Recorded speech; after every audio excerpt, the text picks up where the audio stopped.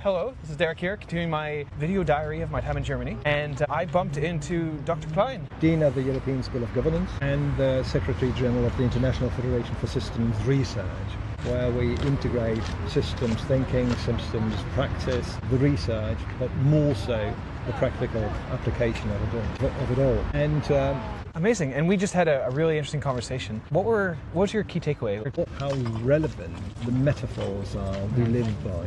Yeah. And we look at public sector and development or innovation in it and see how it all comes down to this very engineering, getting things done language of decision making, problem solving, project management.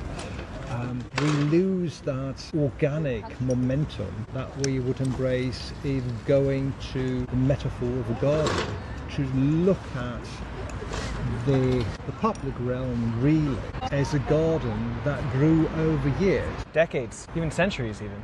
And I think that's something that really, for me, that the whole idea of looking at a policy ecosystem, instead of a single policy, looking at them all as a big picture and the history and what are sort of the thinking of ecosystem, what's the water, what's the sunlight, the energy that sort of feeds the garden was sort of one angle. And the other thing we talked about, the challenges with government ecosystems is legacy. All this history of policies and programs and ways of doing things that go back, in some cases, centuries. And that being that really old tree that you have within your garden, and a garden that hasn't been trimmed in a really long time. How do you trim safely a garden without killing the garden? And then also, if expectations in the garden shift, so now, maybe 100 years ago you wanted a garden full of trees. Now we want a garden that feeds us with fruits and berries. How do you help that garden make that adjustment without killing the whole garden and destroying things that you didn't realize you were destroying? Yes, and that brought us back to the experience of, for that matter, total quality management, which is very much about learning, collective learning organization, innovation in the way that you come together to grow a shared understanding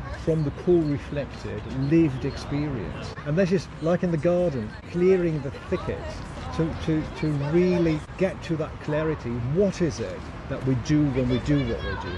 How do we do it and why do we do it? And from that really grows that kind of opening that we're looking for at the moment to move forward in the public sphere towards, we call it enabling governance that serves all of us, that is enabling, that is helping us in navigating our interbeing. It's a good place to stop for now. Excited for our next conversation.